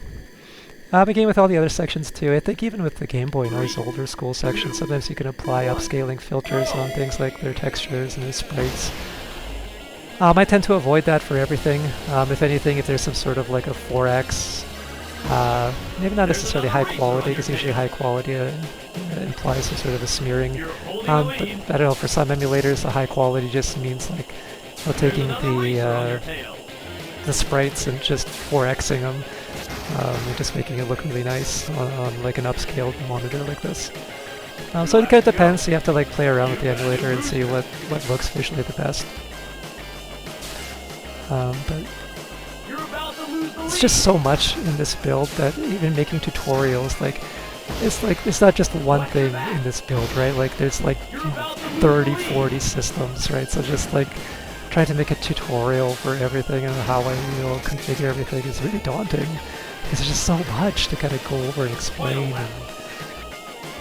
And, so for now, I'm just doing the showcasing stuff, but working on trying to maybe go into other things.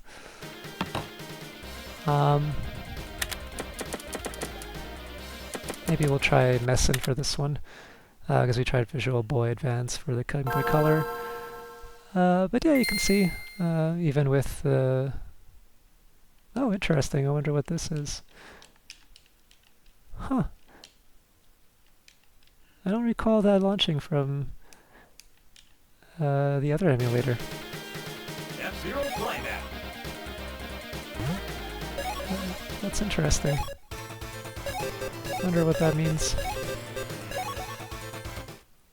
Still looks like it's translated into English. Select your mode. It doesn't feel like it was, Grand Prix. Select your class. Maybe I'm just crazy and that was just how the other versions had that too, and I just never noticed it because I was probably busy talking. But if it wasn't, that was a curiosity. 3, 2, 1, go! Awesome. So yeah, then you have this way of experiencing it too, so if you feel like, taking a look at F-Zero Climax and having it be full screen, but still kind of presented in a little bit different way. I think with Mesen, I'm pretty sure it has like an LCD smear effect too. Not necessarily like smear, but I think it kind of has like a slight ghosting. And I think it looks really appropriate. It really kind of captures the feeling of how it was on the Game Boy Advance. I don't know if that was in Mesen or if it was in Visual Boy Advance, but one of the two have that option too, or maybe both do. Holding a lead. Yeah, so you're able to do that here. So one of the cool things with the setup here is being able to jump into and see all these, cool old retro games and all these different ways.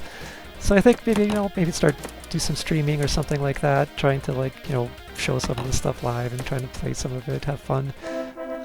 Because I think I kind of have most of the configuration set up, there's still some cool stuff I want to configure and want to do, but I think I captured a lot of the really vastness of what this project entails and what I've tried to kind of do here and what I've set up. Yeah, I think it's super cool. So I'll think about what to do for my next video.